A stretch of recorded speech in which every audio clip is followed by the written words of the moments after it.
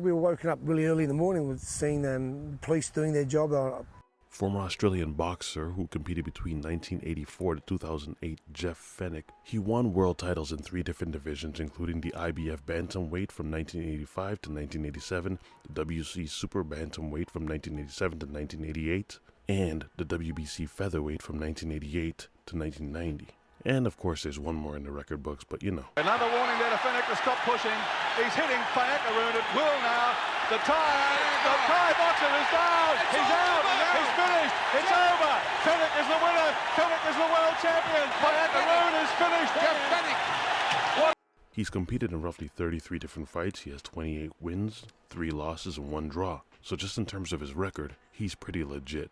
So the question then comes up, why are we talking about Jeff Fenechs? Well, Jeff's house out in Sydney, it was robbed not too long ago, specifically his garage. And the only reason why talking about this that I bring up this guy's record is because there are just certain houses that I would think are off limits.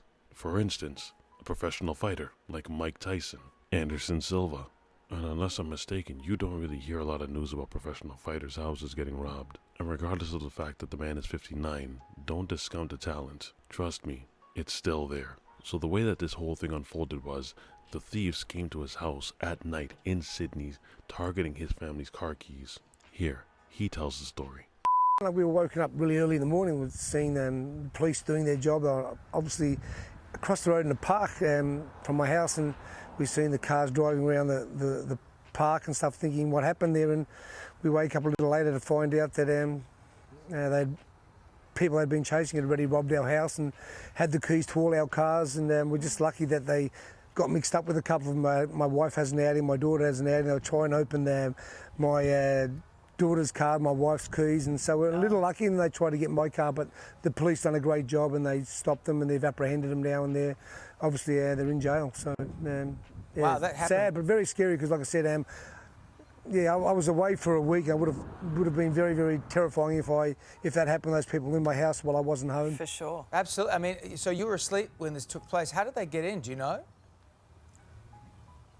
They went through the side. Obviously, they walked past the cameras. It's all on video. They obviously didn't go to too much of a bright school. They didn't walking straight past the cameras, and they got a chair and they jumped through our laundry window. They broke through the laundry window and got in through the laundry into the house. And yeah, they went through a few things. They got quite obviously they were looking for car keys, so they took every set of car keys we had, and they tried to, I don't know what they were trying to do with the cars, but they got mixed up with a couple of them. We were just very, very lucky. Well, sounds like a case of Dumb and Dumber if they couldn't get into the cars, and thank goodness they didn't. But it's hard to believe that these guys broke in through the laundry window.